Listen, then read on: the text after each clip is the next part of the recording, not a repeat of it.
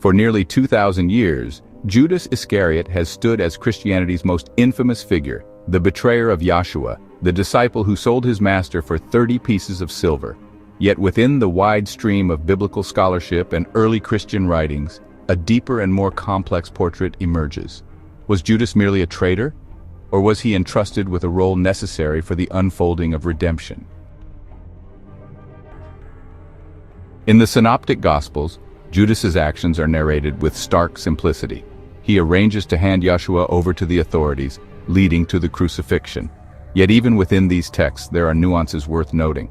Yashua refers to Judas as one of the 12, underscoring his inner circle status. John identifies him as keeper of the common purse, a position of trust. Most striking is John 13:27, where after receiving the bread from Yashua, Judas is told, "What you are about to do, do quickly." These words may be read not as dismissal but as commissioning. Judas is not acting outside the divine plan, rather his actions are woven into it. Patristic writers often struggled with Judas's role.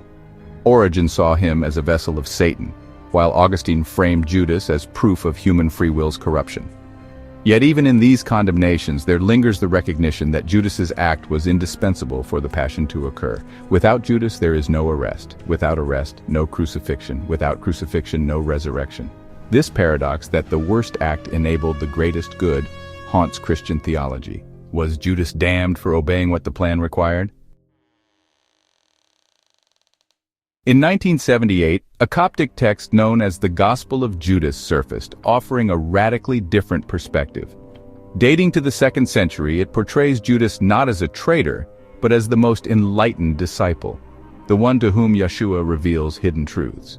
In this account, Judas's betrayal is actually obedience to Yashua's command, liberating him from the body so he can return to the spiritual realm.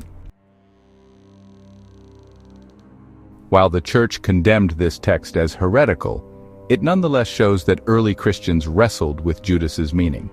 Some communities even venerated him as the disciple who understood the mystery of Yashua more deeply than the others.